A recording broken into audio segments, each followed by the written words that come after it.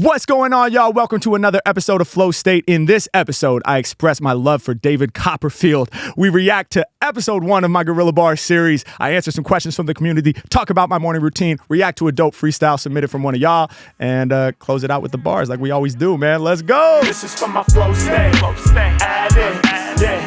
Y'all know we back at it. Ain't it crazy how the mind works magic?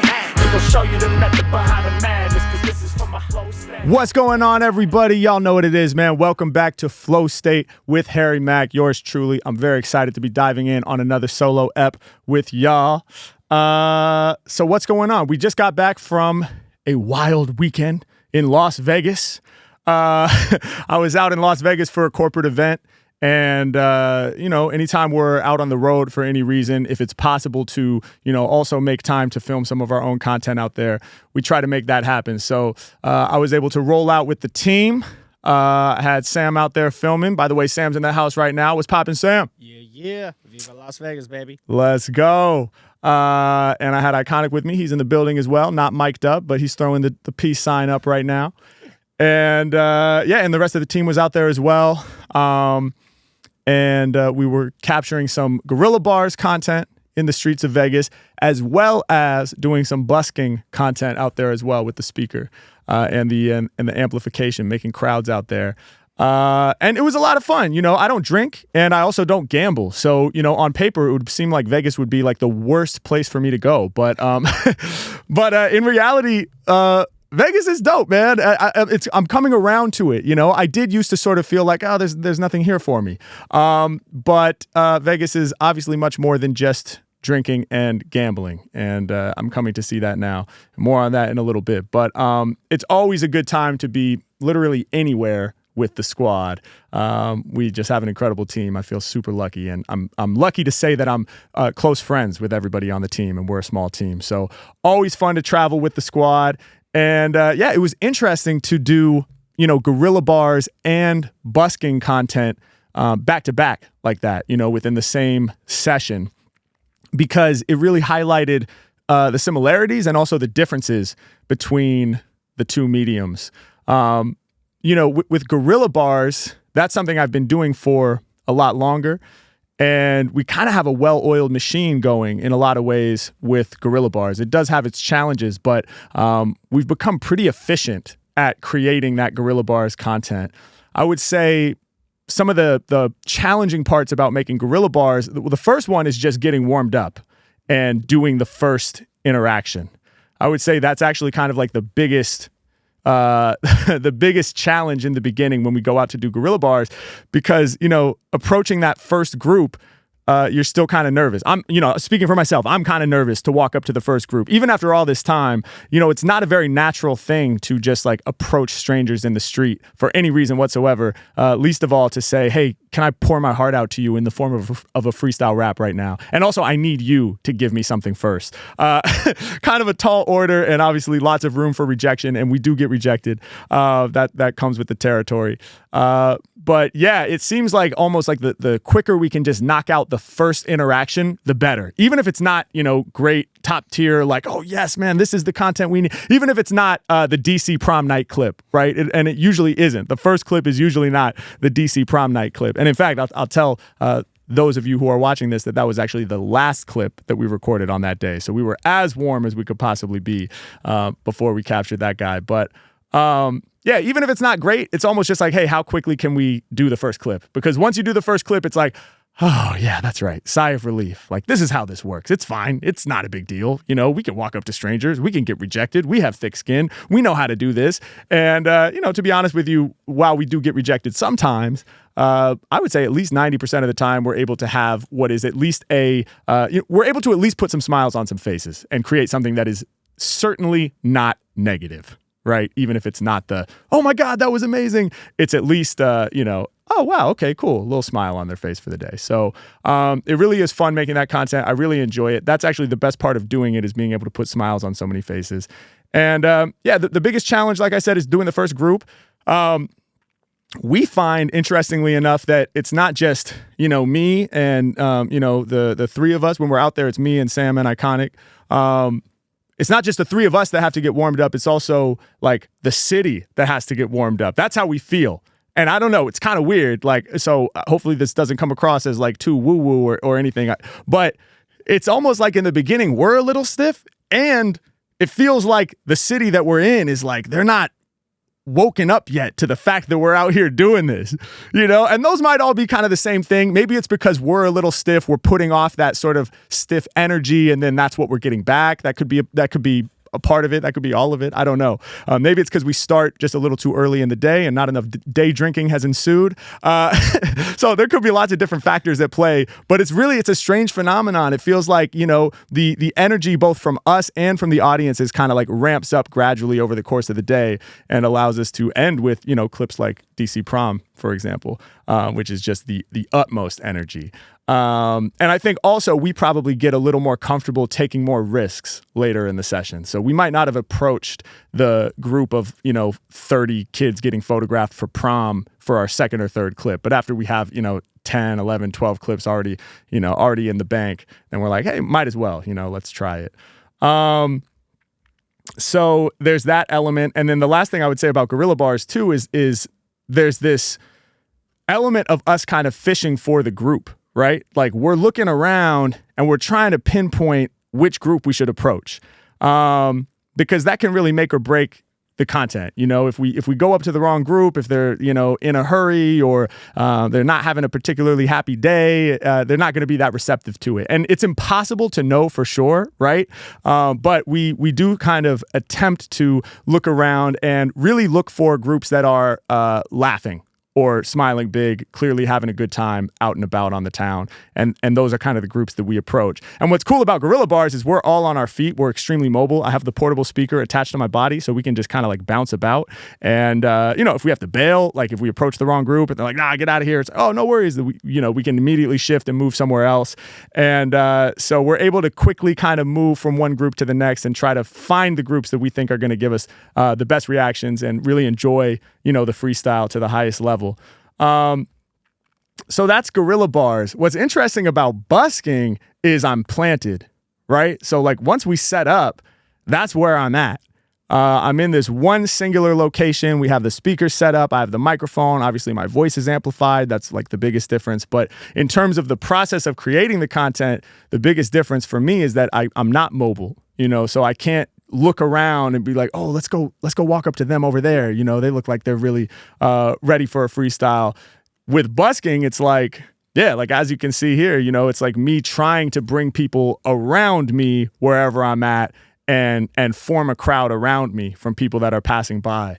So that's an interesting challenge, and in this last weekend in Vegas, I was kind of experimenting with different ways of doing it because unlike Guerrilla Bars, which like I said, it's a pretty well-oiled machine, with busking, it's like, well, I'm still experimenting and figuring out like the best process for me to create that content, which is exciting to me because it's still wide open and I'm still finding what it's going to end up being, and I love documenting that journey as I learn for myself. But yeah, it's funny. When we first went out and did busking, I would just kind of rap to nobody, for however long I needed to. And I would rap about the people passing by, hoping that maybe somebody would stop. And that's a really important thing to do, I think, actually. Very humbling. Just really like, that'll remind you, that, it doesn't matter. Okay, yeah, Harry Mack, you rap for Kendrick Lamar. That's cool and all. But when you out here on the street, dog, you rapping for nobody. All right? Nobody. And then you're going to rap about somebody's outfit and they're not even going to turn and look at you. Very important. Humbling experience reminds you that, it's not the story of me starring me, right? People got things to do. But it is funny. It's definitely funny being out there and having that experience. What I do is so energy based. So it's quite hilarious for me to be freestyling about, so enthusiastically about somebody passing by and they're just like they don't even like look my direction. They just keep walking. Like I have to laugh to myself sometimes at the hilarity of that scenario. So that's one method. And the problem with that method is I'm using a lot of my vocal energy and like my emotional energy too. Like I'm putting myself out there and just like sort of getting rejected. And, it doesn't always even lead to a crowd forming. So it's not a very efficient way to make the busking content, although it is interesting for its own reasons. But last time in Vegas, just this last weekend, I was experimenting with like different ways of forming groups. So I wasn't really just rapping to nobody too often. I would kind of like wait, and people would pass by and I'd be like, yo, you guys want to hear a freestyle? Again, a lot of times they just keep walking by, which is hilarious. Then I would chuckle to myself. I experimented with kind of like cracking little jokes, making a joke about myself if I asked, and they just kept walking. Oh, okay, cool. It's not for everybody. Whatever. And sort of like seeing if I could get somebody to chuckle or laugh. And, what ended up happening in Vegas, it's a lot of tourists and people who are out and about, looking for notable things that are happening. So I was actually getting recognized quite a bit out there, which is always weird and also very cool. Like it means a lot to me that the content that I'm making is reaching so many people. And, I think that's beautiful. And so it's exciting. But yeah, oftentimes after a certain point, somebody would be like, oh, you're Harry Mack. Or if not that, oh, you're the TikTok, you're the freestyle, the 3-word guy, Sometimes it's just that. And so I'd be like, yeah, okay, cool. All right, wait here. We're going to see if we can get a few more people. And I found that having somebody who was excited to see what I was going to do, ideally a group of 3 or 4 people who were excited to see what I was going to do, was often the gateway into gathering some people who are maybe less familiar with what I do around to formulate the crowd. But yeah, man, it's really an interesting journey with the busking content in turning it into the well-oiled machine that Guerrilla Bars is. And they're just totally different mediums. What's cool about busking is I'm amplified, so I can speak to a much larger crowd without completely destroying my voice, which is huge. And usually with busking, once we get that first sort of like small group to latch on, we usually are able to form a pretty large group out on the street over the course of, maybe just one freestyle, right? Because people start saying, oh, what's going on here? And once they see it happening, then it's exciting, and then they have reason to stop, whether they know who I am or not. So that's really cool. I love busking for that reason, to be able to talk to larger audiences out in the street. And we can do things that are kind of similar to what we do on stage during tour, but out in the streets. And I've always just loved that notion of, we don't need a venue. The world is our stage. And I think busking just sort of elevates that and takes that to a higher level. And also love Guerrilla Bars for the mobility of it and for the, sleight of hand card trick element of it, the David Blaine street magic, that just me and a couple other people and blowing people's minds with that like more intimate face-to-face thing. So anyway, just thought I'd share with you guys some of the differences from my perspective between creating Guerrilla Bars and creating busking.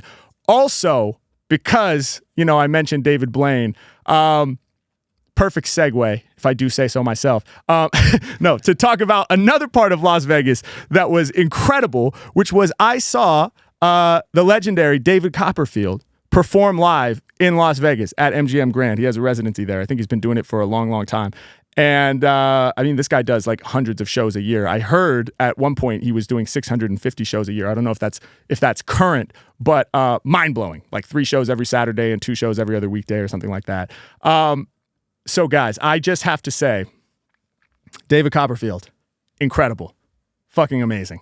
If you have the opportunity to see the show in Vegas, go see the show.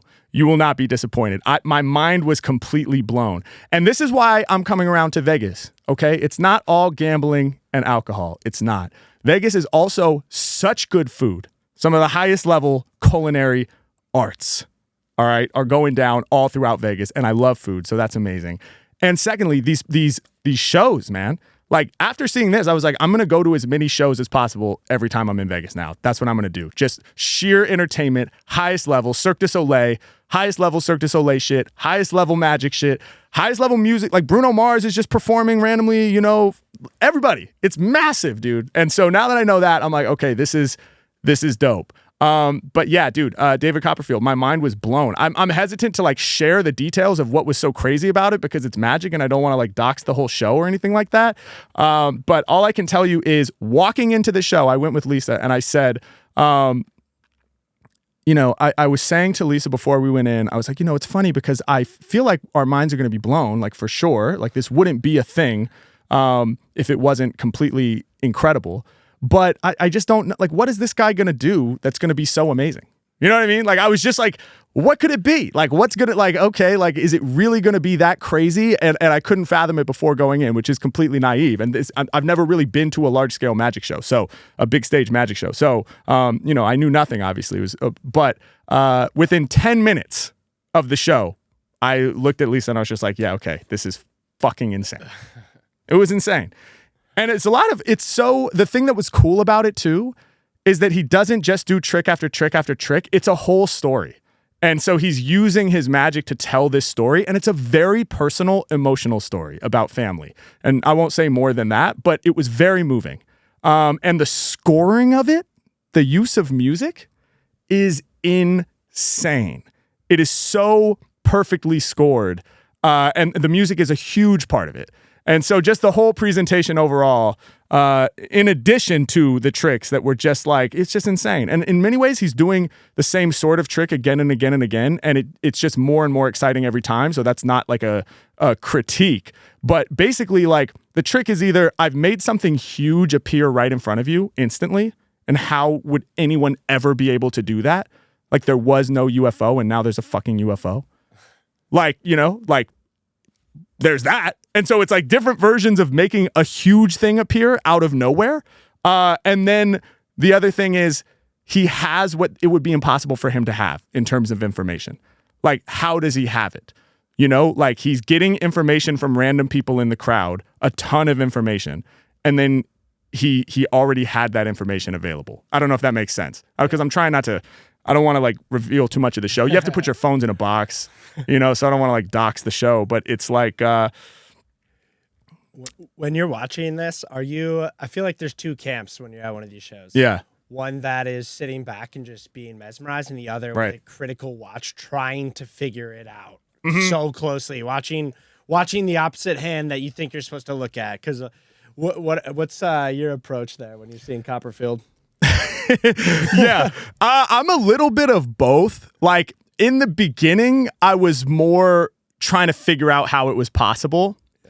And I would sometimes look at, a lot of it is like, I don't think this is too much to give away. I think this is quite common for like bigger stage magic shows. But a lot of it is like, they're bringing out a lockbox that is clearly locked and they're proving to you that it's locked, right? And they're showing you beyond the shadow of a doubt that it's really a solid box, and they'll set it on stage. And that box contains information that is given by the audience, by people who are definitely real audience members, not plants. They filled out a note with their birthday on it or something like that. Is that what you're... Exactly. That type of thing, but way more elaborate even than that. Like, so customized what's inside the lockbox that you're just like, what the fuck? And it's sitting out there. That's the first thing that happens, is it's put in front of you. So in the beginning, I was like, I should just watch that the whole time, and I'm sure there are people who have seen the show 3 or 4 times and that's all they do, because they don't need to be entertained by the other elements at this point. Right. So they probably only focus on the thing. And I'm almost positive that if I had done that I would not have ever seen it get swapped out. So it's not that simple. Do you know what I'm saying? Like, I could have just watched that thing the whole time, but it wouldn't have mattered, because for sure it's deeper than that.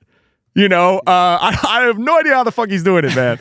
But for me, I start out I'm like, trying to check these things out. And then over time, I just love magic so much that I just turn into a little kid. And then I'm just like, yep, Santa is real again. And this is so fucking awesome. And I'm just like, yes, dude, just do it.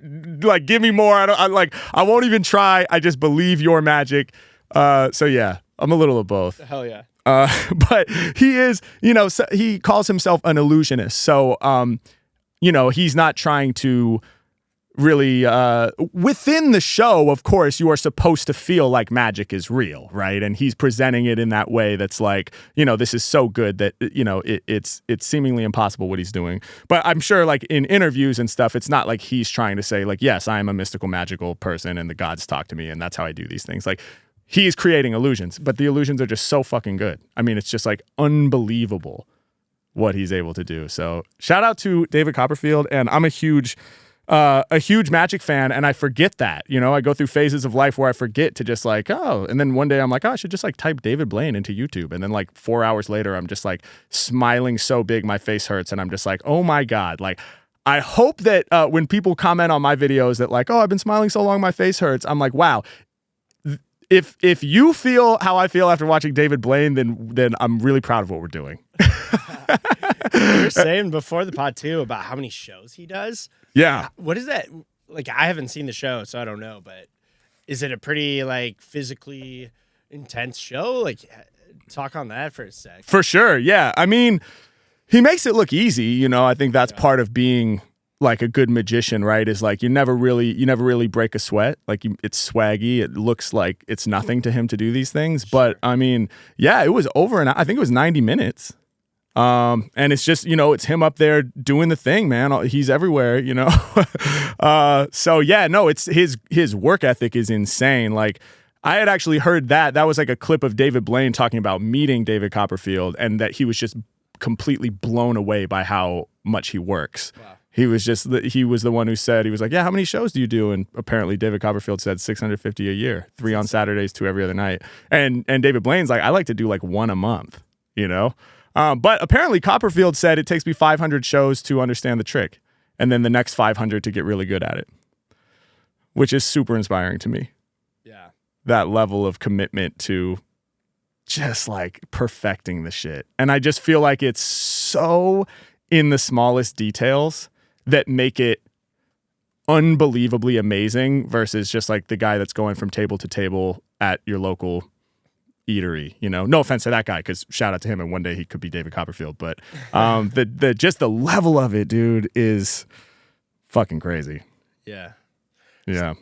There's not a lot of people that would want to do anything like 600 times a year, let alone perfecting something over 500. Just keep tweaking. Probably a lot of things that people wouldn't even notice. But to him are making all the difference. Yeah, and it's insane, you know. And I also think a lot about what I do as a freestyler. And I remember, you know, seeing 106 in Park, Freestyle Fridays. Like, it was the same. That was magic. Like, that is magic, you know. Like, making shit up on the fly that's clever and well structured and sounds like it would have had to have been pre-composed. That is magic, and that's how it felt when we were seeing that as kids. And so I thought a lot about that whole, I learned so much from the show on so many levels. The way that they film it, they do like an Omegle thing like we do on tour, where so like Sam will follow me with a camera while I'm walking through the audience, and we can show that on the screen. There's a lot of that happening at the David Copperfield show as well, to show up close what he's doing, you know, to give it credibility. So it's not like because of the distance between him and you that it looks amazing, you know.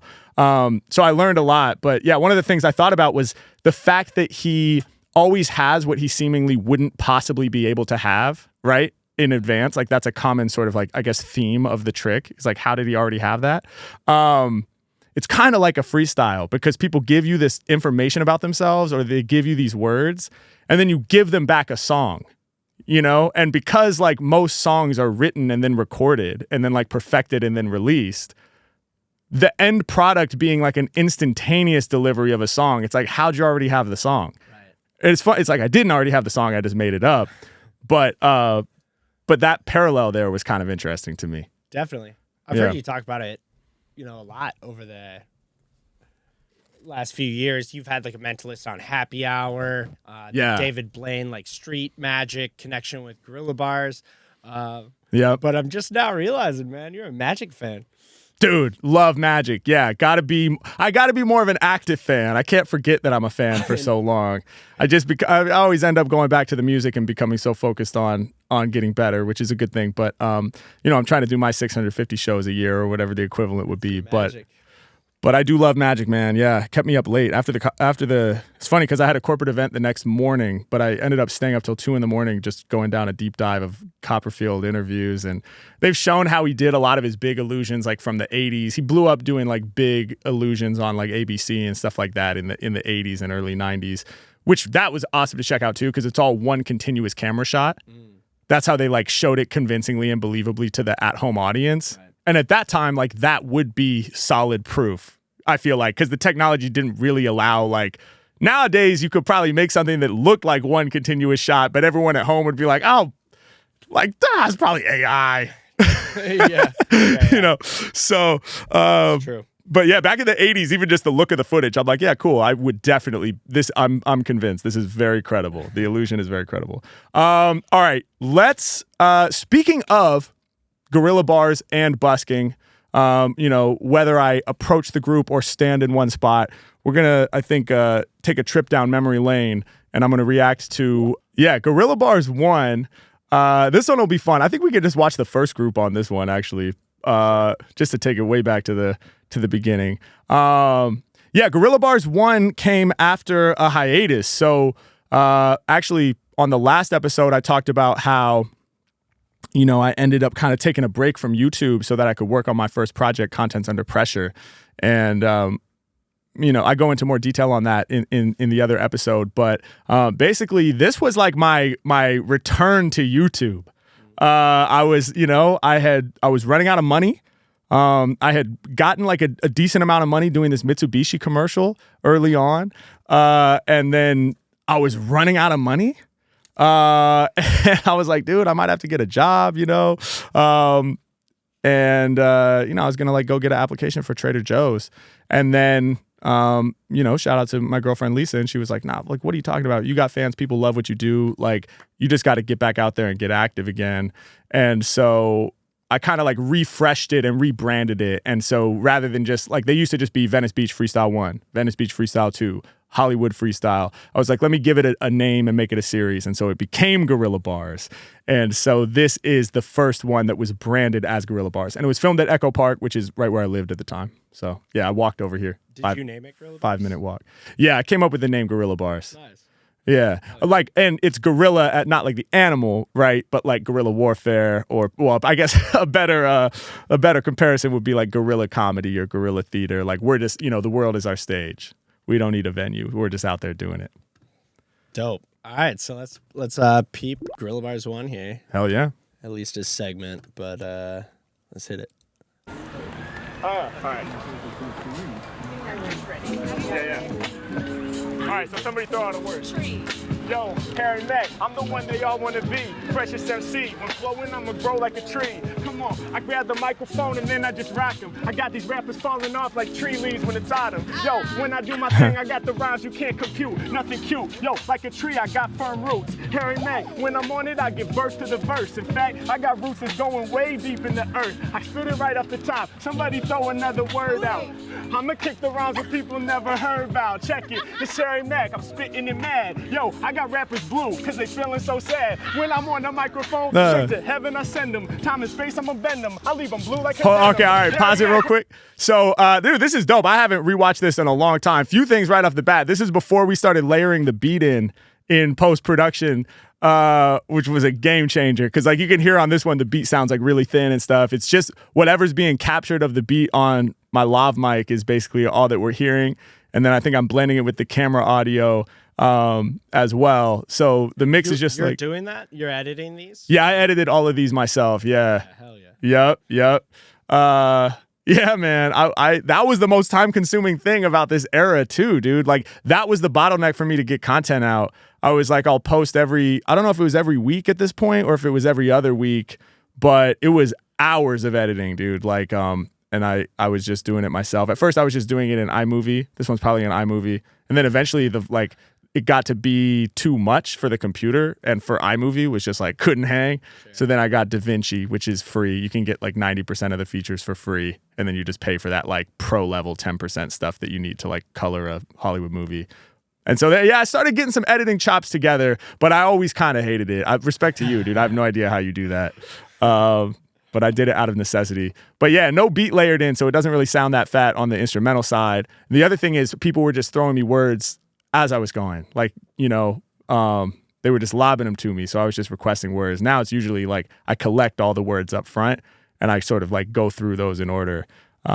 So it's interesting. I forgot that this is how I used to do it. That's cool to see. Also with the word blue, I use this technique that I call embedding, which is kind of funny or kind of interesting, where I didn't actually rhyme with blue. I said I got these rappers feeling blue because I got them so sad. And what's interesting about that is that embedding is hard. In some ways, it's harder than just rhyming the word because you have to free associate once first. Like, so I had to go from blue to sad and then set up something that rhymes with sad. Whereas normally to rhyme with blue, all I have to do is think of something that rhymes with blue, and then I'm set up to say the word blue, and everybody knows exactly what happened. But in this case, like you make that one leap first. Like I thought blue, then I thought sad, then I said something that rhymes with that. It's a little harder, but to audiences, sometimes they feel like you didn't do the assignment. So it's really ironic. Like often it can be less impressive to the audience. They'll be like, he didn't rhyme with blue, you know? So that's just interesting to me as a freestyler. You'll discover sometimes the more challenging thing is not the more impressive thing. Yeah, that's interesting. You're adding a whole another layer of a qualifier on top of it, but you're not giving them that satisfaction of the pure rhyme coming through. Exactly. It's awesome. Phone straight to heaven, I send them. Time and space, I'ma bend them. I leave them blue like a denim. Harry Mack, when I be on, you know I'ma reach you. So dope. Frequency freaker. In fact, I turn them blue like your speaker. Harry Mack, I be off the top, they not even catching. Got a passion. Hold up, both of us are now matching. Come on, Harry Mack, man, never ever spitting it bland. The same speaker from a different brand. Where's the next word? Eat them like a cupcake. Harry Mack, I just ripped the mic for fuck's sake. Check it out. Hey, yo, you know all right, pause it right there. First of all, shout out to these 3 young women because they are just so their energy is so infectious. I can't help but smile based off their reactions. And when I was calling out the speaker and stuff, she was just it was just great, dude. The smiles are amazing. That's what this content is all about, man. But yeah, that's a funny moment with Cupcake because I said, what was the word? And then I get the word and then I use it first. So it's the opposite of setup punchline. Like I call it free flowing. I think other people call it that too. That's one of the words for it, where you start with the word and then you just free associate to another rhyming word. And then, so it ends up being a bit more random often. So that's why I say I just ripped the mic for fuck's sake. It makes sense, but it feels more random because I started with Cupcake and then I just went to something that rhymes with it. Okay, fuck's sake. I just ripped the mic for fuck's sake. So it's interesting. There's 2 directions you can go. You can either start with a rhyming word and then hit the target, right? And end with Cupcake, that's set up punchline. Or you can start with the target word, just say Cupcake, and then rhyme with it. And the only risk there is if you can't think of anything that rhymes with it. So, yeah. Dude, I like when people throw you words mid-free. I'd have to get back to that a little bit. Or find a way to how to do that. It is dope. The only challenge there is I usually have to say what? I usually don't hear it the first time, and then I have to be like, what'd you say?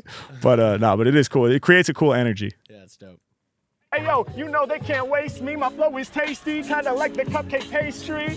Harry Mack, man, you know that I rocks. They couldn't get just one cupcake, they needed the box. Yeah, I understand it, I'm addicted as well. They go nuts, I like cupcakes, but I'm more addicted to the donuts. Harry Mack, I'm coming, I've been raw from the start. I rep for the art, and like your earring shape, I got heart. Come on, it goes down when I'm flexing strong. The shape of a shades is like a hexagon. Harry Mack, I get busy, yo. I tried to rip. Yo, she got the braids nice, cause she died the tips. I really do what I do whenever I'm killing, making $1 million. Harry Mack, I'm up at the top and spitting the lyrics that people feeling. Yeah, and thank y'all for giving it a chance. Harry Mack, I kick the lyrics that are way too advanced. It's like that, y'all.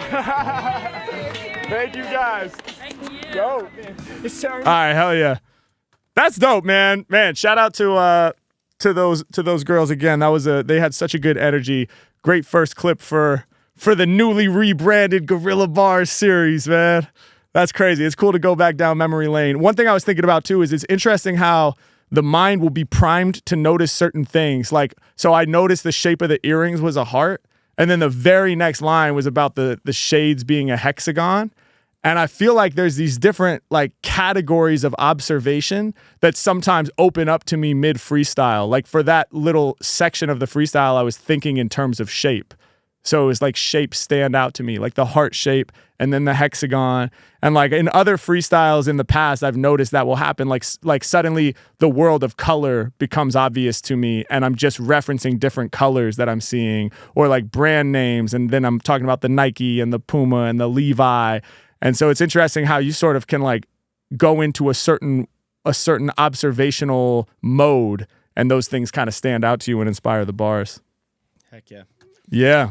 Yo, I actually have a question here. I'm just going through them right now that kind of aligns with the whole Guerrilla Bars discussion. Yeah. So let me pull that up here.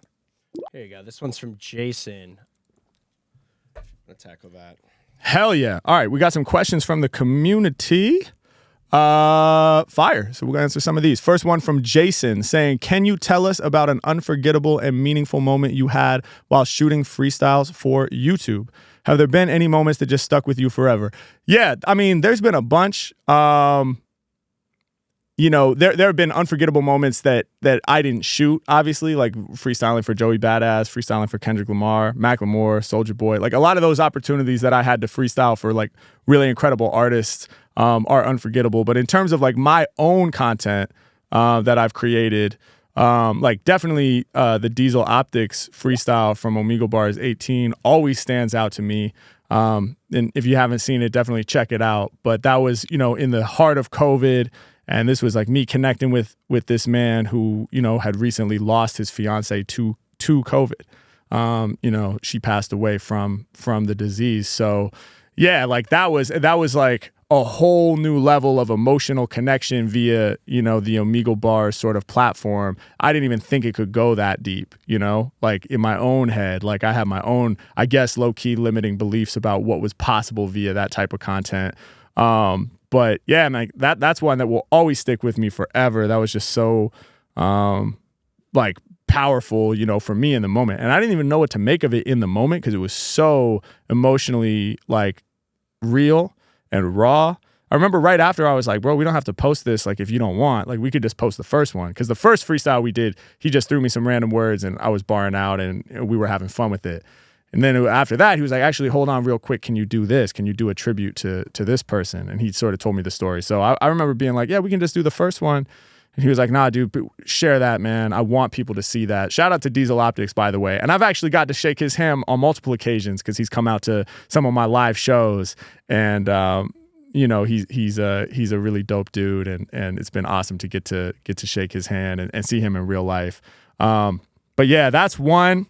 How about a Guerrilla Bars moment? Anything that comes to mind? Yeah, Guerrilla Bars, unforgettable. I mean,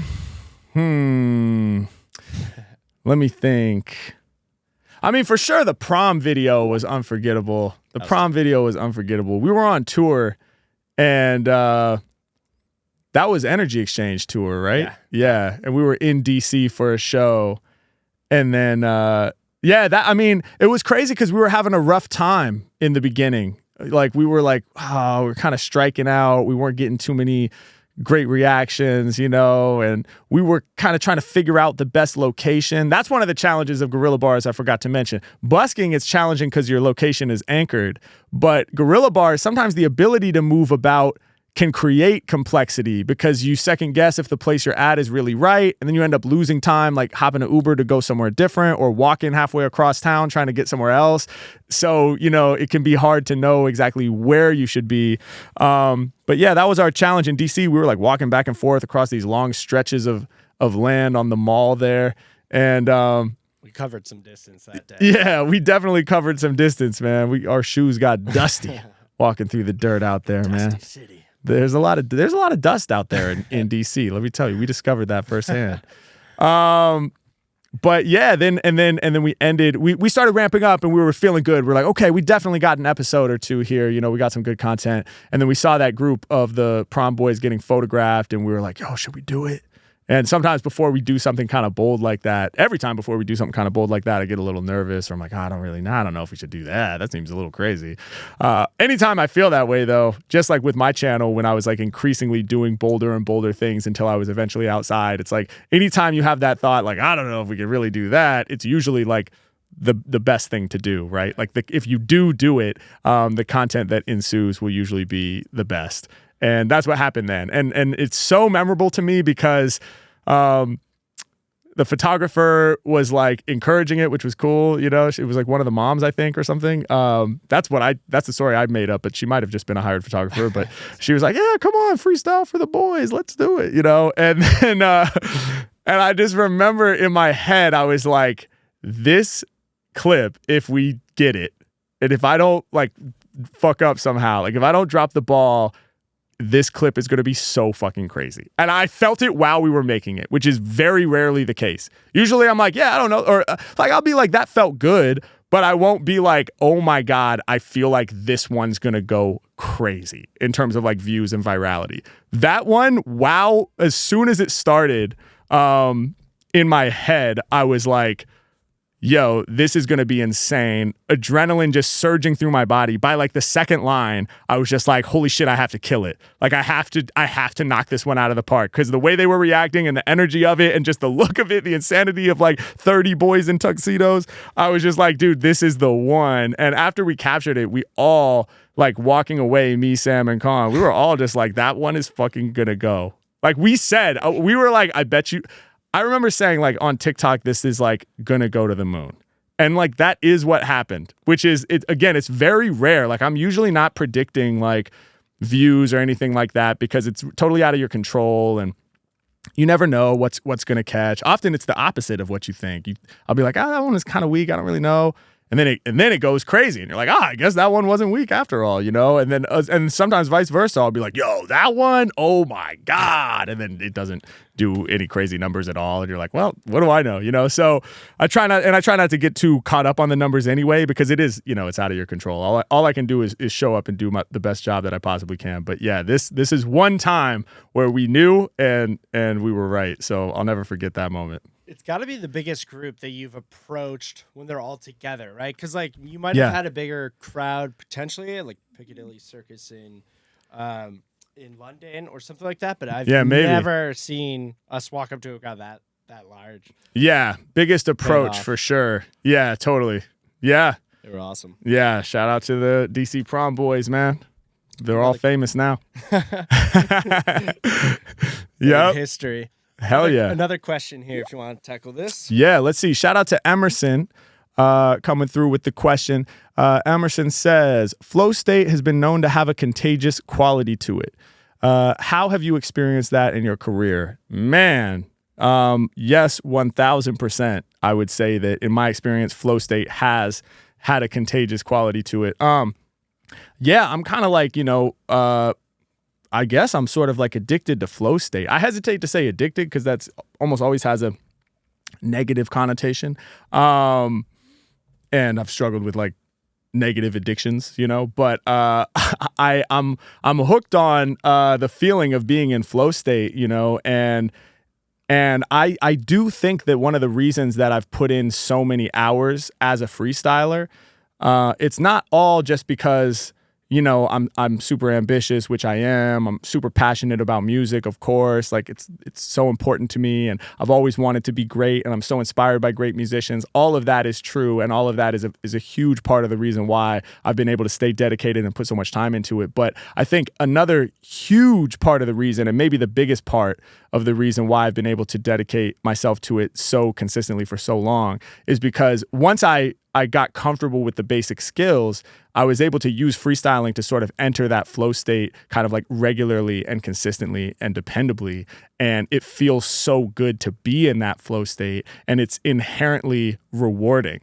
That's like part of flow state. Like if you look at, you know, the science of like, well, how do you get into flow state, or what is flow state? Like one of the required pieces of that is something that is like consistently and repeatedly rewarding as you accomplish the goal, right? So it's like if I'm practicing setup punchline, for example, with a word generator, there's a very clear goal, which is another mandatory part of flow state. There has to be like a very, very clear goal, and it's instantly clear to the person performing the thing whether they have accomplished the goal or not. And so if I say, well, I'm just going to practice setup punchline with this word generator, and I'll know that I've done it correctly if I set it up with a rhyming word and then land on the target word, and all the connective content in between makes sense, right? That's when I've done it correctly. If I fall short of that, like I can't think of a rhyming word, or the connective material gets jumbled, or I mispronounce the target word, then I will have not accomplished that goal, right? And that happens every 2 bars of music, which is like every like 2 to 3 seconds or something like that. It depends on the BPM of the song, obviously.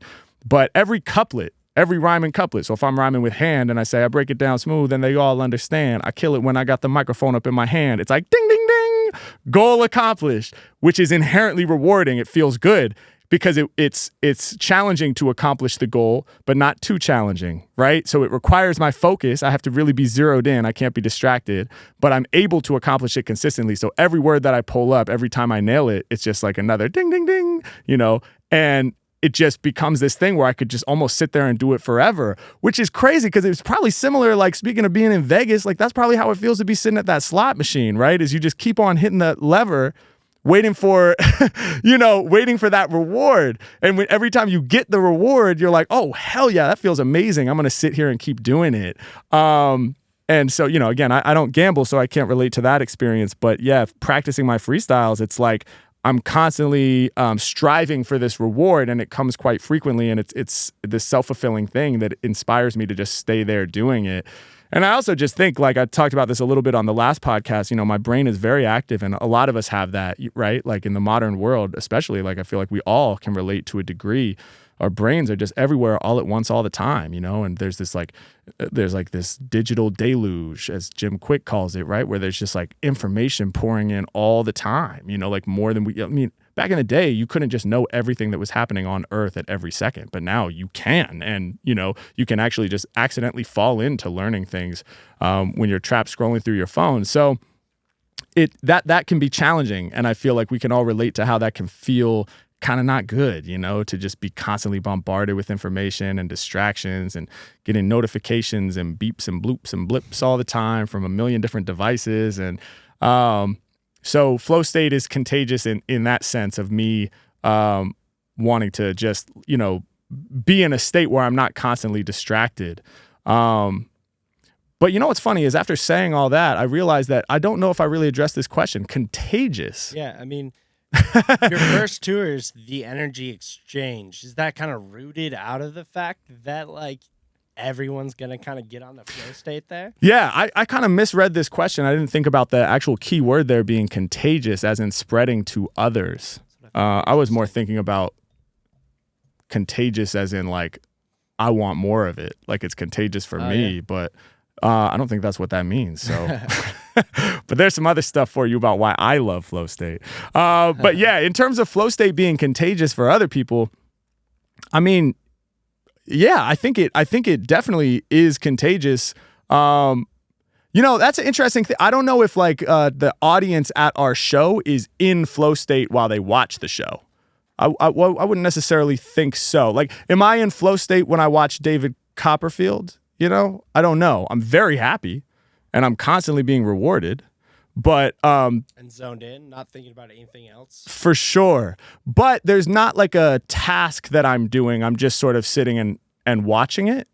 I would think maybe in like a team environment, like if like Kobe is fully in the zone, does that also transfer to the other players on the team? And then they're able to sort of have this collective flow state? I would think that's probably a thing. I'm not sure. I think watching someone in flow state allows us to experience the benefits of flow state when it comes to you're nowhere but the present. Yeah. And that's why we enjoy watching Kobe go off. We enjoy watching you go off on stage. We lose everything else and we become in a flow state kind of riding the wake of what we're witnessing. Hell yeah. Yeah, no, I see that actually. That does make a lot of sense for sure. And maybe that's what's meant by flow state being contagious, is that like, yeah, the key benefits or feelings of flow state is that sort of soul focus, let go of all distractions, feel completely grounded in the moment. And I do feel like at my show that is being conveyed to the audience, just based on what people have told me after the show. So yeah, that's really dope, man. I've actually never thought about the contagiousness of flow state like that. I would love to look into that more, and see what the deal is. Cause as they said, that it's known to be contagious. So I gotta look into that more, but that's really dope. I love that. Hell yeah. All right, dope. So we'll take maybe one more question and then shuffle along. Let's see. This one is from Lil, I think. Lil. Shout out to Lil. The question is, as someone who has a lot going on, what are your ways of dealing with stress? Oh, good. That's a really good question. Really good. Really good. I think for me, I have a morning routine that is like really important for me, and helps me out a lot. And so for me, I do a lot of sort of healthy things in the morning before I do anything else. And so my morning routine involves journaling. I write 3 pages in a journal, which is, it's called Morning Pages, and it's something that I got from this book called The Artist's Way, which is really dope. Recommend it to any creatives out there, or really anybody. I got a lot from that book, but the thing that stuck with me the most was the morning pages. So I just write 3 pages in the morning, and there's no rules to it. You know, you can just free form. Sometimes I've written rhymes for the morning pages. Recently I've been doing that, but for a long time, for many years, I would just write with no paragraph breaks or anything. I do write in complete sentences, but I just like, it's the outpouring of the thoughts in my brain. And not everyone does complete sentences either. Some people do just full free association, just write random words, whatever, you know, just put something on the page. You could write the same word 1,000 times to fill 3 pages, but there's no actual rules to it. I'm curious. Yeah. And obviously it's personal, so you don't have to go too deep, but like, what are you writing? Are you writing what you're feeling, what you're about to do that day? What's kind of landing on those pages? Yeah. I mean, it goes through different phases. Like it kind of like depends on where I'm at in the morning at the time that I sit down. So like sometimes it's very aspirational and it's kind of like planning. Like, all right, yeah, hell yeah, I've been recording like 1 song a day. I'm excited to keep going with that. Like, I'm learning this about songwriting, and like, man, I really want to like also get back into live streaming, and how can I make the stream better? Man, I need to figure out how to make like better transitions, da-da-da-da. So sometimes it's kind of work related. Like I'm just thinking about what I want to do as a creator, and I'm sort of like plotting and planning and getting fired up about what's to come. Other times it's like I am going through a season of life where I feel sort of like stressed and overwhelmed. And then it's more sort of like emotional content. Like it might be like, man, I don't really feel like myself today. Like I'm struggling right now. Why am I struggling? I don't know. You know, oh, maybe that's okay. You know, and I'm just sort of like working through my emotions, you know, on the page at times. But yeah, it's just sort of like an outpouring of what's happening within me, you know, much more so than like, it's, you know, it's journaling. But for me, it's not like yesterday I did this, you know, we went to visit the, you know, Washington Monument in DC, and, you know, freestyle for kids in prom suits. Like for me, it's not that, although I'm sure that's highly beneficial as well. And a lot of people enjoy doing that form of journaling. And that could be the morning pages for somebody if that's what they wanted it to be. But for me, it's much more just like there's a lot of voices and dialogue going on in my head, and I'm just getting it down on the page. So that's one thing that's super helpful for me, and it feels better to have done it. Like just the act of doing it seems to be really therapeutic for me. Like if I am in one of those seasons of life where I feel stressed and overwhelmed, the fact that I wrote in complete sentences kind of like what was the dialogue and or the monologue, I guess, that was occurring in my head, just getting it out of my head and onto the page, I feel lighter and I can let go of it a little bit. So that's been a really big one for me. And then I also meditate in the morning, which we talked about on the last episode. So I meditate for 20 minutes pretty much every morning. And you know, that seems to be really helpful. And what's funny is the way that I know that it's helpful is not because I meditate and then afterwards I'm like, wow, I feel a lot better now. That'd be nice, but it's usually not like that at all. The way that I know it's helpful is because if I go a few days without doing it, I feel shitty, which is weird. So I'm like, wow, like with the morning routine in general, I feel when I haven't done it, and it's wild. It's like if I like just in Vegas, like to be honest, like I wasn't doing the morning pages or the meditation while we were in Vegas because we were just working a lot. And, you know, it's always weird when I get in a new environment, you know, when I'm not at home, like a lot of my healthy routines kind of like take a back seat, unfortunately. So that's what happened. And then like by the time I got home, I was like, man, even this morning, like to be completely real with you, I was like, yo, I don't really feel that good. Like, I feel stressed. I feel overwhelmed. Like, I don't feel that excited about what I'm supposed to be doing. And I was like, basically this morning, just forcing myself to do the things. So I was like, I'll just write the morning pages. Like, I'll just do that. Start with that. Did that. And then I was like, I'm going to go on a walk. And I walked to this park by where I live. And then I was like, I'm just going to do the meditation at the park. Did the meditation. Started feeling a little bit better. Got home, and then it's like, I'm just going to like go take a shower, you know? Like, because I should treat myself like somebody that I need to take care of, right? And like, I wouldn't, if I had a kid, I wouldn't let them like, you know, just be dirty as an example. So it's like, let me like get in the shower, you know, still not really feeling it, but let me just do it. And then by the time I get out of the shower and get dressed and then like eat some healthy food, I was like, oh man, I feel so much better, you know? So it's like, That's my thing, is like having those healthy routines, I think for me makes a really big difference. And when I think back to when I was really not feeling myself and I really didn't have like a high degree of like self-love, like when I was just like really struggling with alcohol and like blacking out way too much and just not like, and just like sleeping in until 11 or noon and not feeling motivated to really do anything and like blah, blah, blah. I didn't have any of those routines, And the first one that I added, like I randomly was at a bookstore and I bought The Artist's Way. I was like, maybe this will help, And I started doing the morning pages, and that was the first thing. And like when I was trying to not drink anymore, my morning pages were just, the first line of every morning pages was the most important thing is my sobriety. I wrote that for the first line for like months. Wow. So yeah, man, like that alone, like that was me stopping drinking alcohol coincided completely with me committing to writing the morning pages every morning. And then the meditation became a part of it when I felt like I had space for more. And that's what I would say too to anybody listening to this. Like maybe you're at a low point, and you don't really feel like you love yourself. And like, if that's you right now, like I don't think it's always helpful to be like, all right, well, I'm going to wake up at 6, and then I'm going to write 3 pages, and then I'm going to meditate for half an hour, and then I'm going to do a cold plunge, and then I'm going to do 100 push-ups. Like that's too much, for most people, like for anybody probably, I think it would be good to just, what's one thing that you can do to show yourself that you do love yourself, or at least that you're committing to taking care of yourself. People are more likely to take their dog to the doctor when their dog is sick and get the medicine that they need and administer it correctly to their dog than they are to do that for themselves, which is, I mean, shout out to all the dogs out there who also need care. But that's crazy, That's crazy. People don't even go to the doctor. It's like all the same. And I've done the same thing. Oh, I have a sore tooth, but whatever, fuck it. I'll just like wait till, I don't know, eventually I'll have a cleaning and they'll tell me what's up, And when you just consistently treat yourself like somebody that you don't need to take care of, like that's the message that you're sending yourself. And I feel like that leads to this feeling of depression or, these feelings of like not loving yourself. And so it's like in the beginning, I would just say like, what's one thing? Like for me, it was just the morning pages. That's all I was going to do.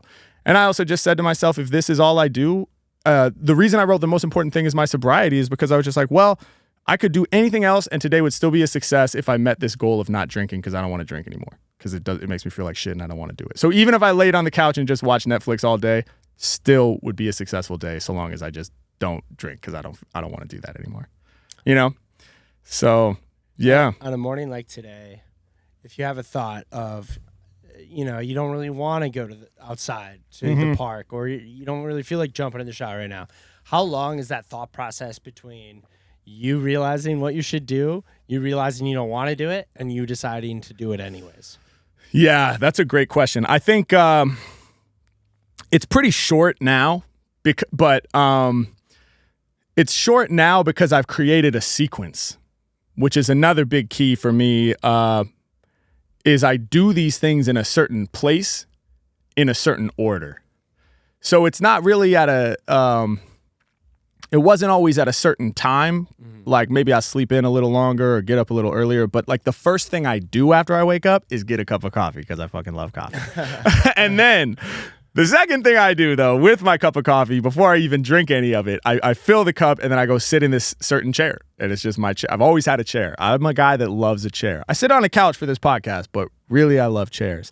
And I sit in it and my journal is right next to it with the pen and I do the morning pages. So because it's like my brain is so primed that like that's just what happens, Consistency. Yeah, it would be like a bold revolutionary maneuver to not do it almost. Because it's like I pour my coffee and then I sit in this chair and I set it on a coaster and the journal and the pen are right there. And I always pick it up and write it. So I would have to be like, nah.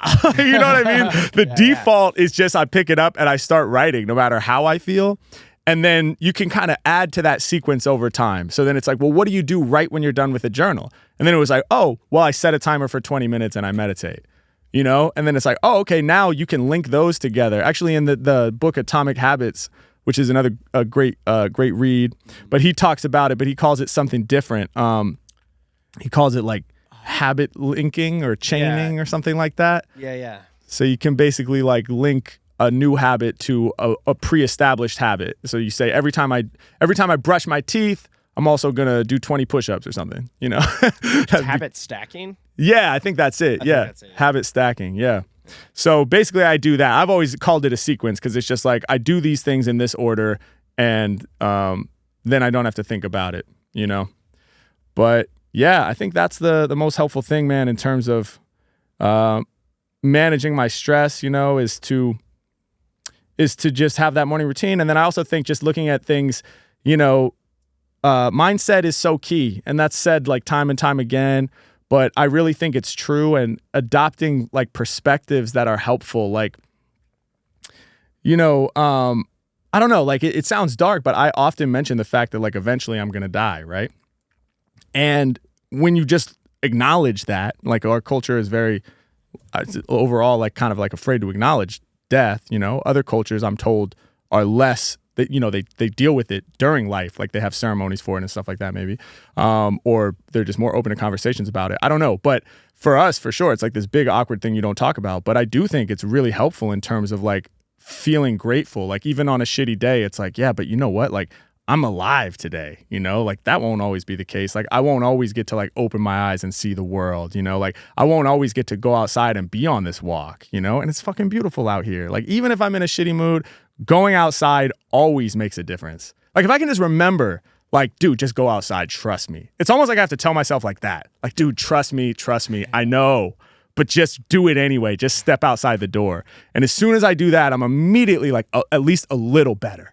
You know, and there's trees and there's fucking birds and shit. Like, just try it. It's beautiful. You know, it's beautiful to get outside. So, yeah, you know, gratitude I think is really helpful too. Remembering that, like, if you catch yourself saying everything is fucked, that's probably not true unless you're literally in the unfathomable. I mean, you know, some situation that is hard to even fathom. But like, for sure, for me to say everything is fucked, it's like, well, do your eyes work? You know? Do you have this comfortable couch to sit on? Like, yeah, I have clean clothes on, you know? I turned my shower on, water came out, you know? I went outside, the sun was shining, these birds were tweeting. I'm here talking, you know, like, I mean, it's very rare that would be a true statement that everything is bad, you know? So you can start kind of reality checking some of those things. Sometimes we have thoughts that are that negative. Everything is fucked. You know, I've said that in my head. I've said that out loud, you know? And it's just not true. So just reality checking those messages and those things that we tell ourselves, I think is important too. No doubt. And I think one of the crucial things you mentioned there is like you just started with the pages. You can build on it. You can stack on it. You don't have to. Yeah. You don't have to dive all the way in right away. Yeah, you could say I'm just gonna say one thing I'm grateful for every day. That'd be an awesome start. Yeah. It takes 5 secones. You know. Yeah. And shout out to the sun because that nothing like the outdoors to just clear the head. For sure. Harry, we got a freestyle submission here. Hell yeah. This one is from Caden. Hell yeah. Love to have you react to it. Let's get it. And by the way, before we do, shout out to everybody sending questions. Shout out to everybody sending freestyles to react to. If you want to send me a question, send me a freestyle, send me whatever, harrymackofficial.com/flowstatepod. And we have the link in the description. But that's where you go. So hell yeah. Stoked. You said this is from Caden? Caden. All right, Caden, let's get it. You know I love to get paid. Slicing through the track, I'm feeling like a sensei. Man, I ain't gonna lie, there's so many eraser marks trying to fix the mistakes that I've made. Shit is so heavenly. I grew up on the mic and then I spit it free. I'm always on the up, I'm never going down. But I ain't gonna lie, I gotta turn the beat down. Yeah, and now we about to throw down. I'm kinda like God, finna strike with lightning now. Yeah, you know I'm so cold with my rhymes. I can easily send a shiver down Satan's spine. I am the greatest, man, there is no debating. And all of my bars, they be hotter than Satan. Hawking Flanagan and sending all of these other whack rappers into oblivion. We ain't like that, man, this shit is poetic. I can do it off the tip, I don't even need no edit. I can make this shit up like it is cosmetics. But all these whack rappers is stuff that I'm beheading. Hey, hell yeah. That was dope. Shout out to Caden. Hell yeah. Dope, man. I liked a lot of what I was hearing. I like that first couplet too, stuck out to me because he said, play just the very beginning one more time if you don't mind. You know I love to get paid. Slicing through the track, I'm feeling like a sensei. Yeah, that's crazy. Man, Pause that real quick. That was fire because it was very unexpected because I thought for sure he was about to say switchblade. I almost said it with him. He goes, you know, I'm a get paid. Slicing through the track kind of like I thought he was going to say switchblade, but he said sensei, which makes just as much sense and was less expected to me. But I enjoyed that. And in general, throughout, you know, there were lots of like multi-syllabic rhyme connections like that, like rhyming switchblade, not just with, or rhyming, sorry, he didn't say switchblade, but rhyming get paid, not just with blade, but with sensei, get paid. You know, it has that 2-syllable kind of connection there. And throughout that was happening. And for the most part, there was this real like good, solid control over like the rhyming couplet and the placement of the rhymes, you know, like it wasn't scattered all over the place in a way that made me feel like he wasn't in control of what he was doing. It felt like he was like, no, I'm intentionally putting the rhyming words right here at the end of the bar and creating these like really solid couplets that connect and make sense, which to me, that's a huge feat in and of itself. A lot of times when we first start freestyling, it can feel sort of sloppy and off kilter because, you know, you don't yet have control over that sort of like basic structure of a rhyming couplet. And so, but he was killing it with that. And he was doing a lot of like more than just a couplet. Like, so it'd be like 4 rhyming words in a row, for example. I heard at least one example of that, probably a few throughout. So that was dope, man. And I also always just love freestyling in a car. It's got a vibe, man. It's always going to be a cool thing to do. I would say in terms of like some constructive feedback that I could offer, the very last line, actually play just like the last few seconds. And need no edit. I can make this shit up like it is cosmetics, but all these whack rappers is stuff that I'm beheading. Hey. All right, so when he said beheading, it was so dope because he leaned in and he gave it so much personality. And I felt like I was missing that throughout the rest of it. You know, like his voice was a little monotone. It was a little kind of like, you know, mellow, which, and again, that might be like, shout out to Caden, that might be your swag, you know, because there's something to just having that sort of mellow, monotone delivery, and some rappers have used that to great effect. But I felt like seeing the way you did that last line, and even before that, just when I was listening, I felt like delivery-wise, you could just get a little bit looser in terms of putting more of your personality into the bars, you know, and saying the lines just like if you were saying what you're trying to say at a party with some of your best friends and you were getting into what you were saying, right? Like if you were at a party with your best friends saying something you're passionate about, you wouldn't be like, yeah, and I'm about to get paid. You know, you'd be like, yo, bro, I'm about to get paid, right? So finding a way to sort of bring that same level of like inflection and delivery into your bars. I'm about to get paid, straight up slicing through this track. I'm the sensei, right? Like just emphasizing some of those words just a little bit more or a lot more if you want to experiment with it. And then you can kind of know the sort of the full range of how to do it, the most low-key monotone versus the most hype and almost overperformed. And then you can move that slider to the part that feels genuine and authentic to you. But I don't know. I just loved the over delivery and the smile at the end. And I feel like, you know, bringing that into your general way of doing it would be dope to see. I dig the in the middle there, he had to turn the beat down and kind of pivoted real smoothly to that. Yeah, that was fire too. And that's like a necessary tool for every freestyler to have in their toolkit is to rap about what's happening.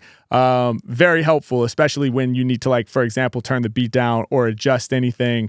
You don't want to have to like break the flow. So like it's also helpful like if you have to sneeze or something or cough, because then you can be like you can incorporate that into your freestyle and talk about how you're so sick that you cough. Or like that big classic Big Daddy Kane line where it goes, even if I stutter, I'ma still come off. Yeah. So sick. But he did it all the time. Those were in writtens. But as freestylers, you know, I'll sometimes stutter and then I'll be like, even when I stutter, the flow's butter. And then I recover. Yeah, that's like a classic. Those 3 rhymes together is one of my go-tos when I make a mistake. So that was dope to see. Shout out to Caden, man. Thank you for sending that in. Shout out to all the aspiring freestylers worldwide, man. Keep on doing what you're doing. And I would love to tap in with y'all and provide some pointers when I can. Hopefully it's something of value for y'all. But that was dope, man. And this has been a really fun episode, man. Thank you guys so much for tapping in. Wow. Such good questions too, man, on some really like real shit too, you know, which is it's super important to talk about. So appreciate you guys for inspiring me to talk about the real stuff and have fun with it. Sam, what do you think, man? Anything before we dive in on this little freestyle summary? I wouldn't have it any other way, my man. Hell yeah. We're going to close this out how we always do. Yeah. Yeah. We must pay homage to him. Yeah, in this game, I'ma get the leg up. I was spending the weekend in Vegas. Yeah, fans was walking up, they was rushing. Whether it was the Guerrilla Bars or the Busking. Yeah, moving around the town with the Bluetooth speaker and the sound profound. Either that or with the PA system, straight up dropping bangers. Even when we feeling like we anchored down to the one spot, we go pull the crowd in. Every time I spit, they know the flow astounding. Climb directly to the peak of the mountain. We was rhyming in front of the Bellagio fountain. Yeah, I'm a rock for real. When I spit off top, bring a lot of feel. Yeah, I'ma give y'all the rawest deal. Poof, I disappear like David Copperfield. Yeah, y'all know I got a crazy brain. Whether David Copperfield or David Blaine. Yeah, what's with the word David? It's always magical. When I'm rhyming, I be going where I have to go. Magic puts a smile up on your face. All my tricks got them going wild in the place. Guerrilla Bars, I'm a righteous man. I don't write the jams, doing tricks like sleight of hand. Pick a card, any card, plenty cards, I be spitting hard. Yeah, every time I rhyme, they know kids are God. Next level G-O-D, I ascend to the clouds, time and space, what I been once again when I rhyme for them. Whether the streets or the stages, hey yo, this flow state shit is contagious. Yeah, never thought about it in that way, but the questions the fans ask, they make my mind sway to the side I consider. When I'm up on that stage, with mic in my palm, spitting lyrics in the rage. Am I the only one who be focused in the moment? I spread it to the audience, for real, we gotta own it. They focused in one singular direction, just watching. Like when you in the stands, watching Kobe straight flossing. Past the defense, through the legs with the dunk. That's the level of flow state when we kick the funk. Shouts to all the people worldwide, focused on they breathing. Deeper levels of flow, what they achieving. They got the clearly defined goal that instantly brings the reward. And they can stay in that state for hours. Yo, you would be floored to see it just like Bruce Lee when training in the dojo. I come off the top smoothly and kick a dope flow. Y'all know we pursue these levels they never seen before. When I rhyme, and you know I spit it clean for sure. Take it to a whole nother level, it's outrageous. Dealing with stress by doing morning pages. In the beginning, that was it. A master I wasn't trying to be. The most important thing, my sobriety. For so long, I had wanted to make that change, but I couldn't seem to find the discipline in my brain. So I said, this one task will be representative of me finally doing things I was previously tentative about pursuing. Now see how I'm doing. Thought that my life might remain in ruin. Had to make a change, yo, I had to take a stand. Looked in the mirror and visualized what's a greater man. How can I achieve that and close the gap? How can I get more ferocious with flows and raps? 20 minutes meditation, letting go of thoughts. A whole new level of calm, yo, that's what that brought. Now I'm habit stacking through these tiny atomic habits. I be getting close to the goal when I wanna grab it. Trying to focus on the things that I control. Trying to focus on letting go. Surrender my soul to the moment. I own it, so peep the dope component. And shouts out to the freestylers with their performance. Working on their skills, got control of the couplets. What's up with that kid named Mack? He can't be fucked with. But now, my mission is to teach it to the rest. To focus on the flow and to focus on the breath. To focus on the rhyme. Shouts to everyone that's killing it. Everyone connecting these lyrics with multi-syllabic patterns from Earth to Saturn. The data, it keeps expanding. Whenever he's rhyming, he's throwing lyrics like throwing tantrums. Yeah, the Tasmanian devil, the flowing all up off the brain with the flames that don't settle. I remain at the level that's unachievable, unbelievable with bars. Yeah, in the ring we came to spar, but rather than battle and spar, I would rather simply spark the cipher for all the young freestylers that's getting hyper, using word generators, rhyming on the streets, interacting with fans while they rapping on beats. It's beautiful to see how the music keeps growing. It's beautiful to see new minds getting open. It's beautiful to see techniques I never thought of, and new conversations that get brought up, and new ways to slaughter microphones. That's how it grows. That's how it continues to shine and continues to glow. That's how it continues to go to new heights in the game, from new rappers coming with the most righteous flames. And as y'all get better, I hope that y'all will teach me, cause y'all gonna come up with techniques that won't be easy for Mack as I enter into my winter season. Y'all best believing I'll be hitting y'all up for the season. That's how the community keeps expanding. H-Mack coming with the lyrical advancements. Whoa.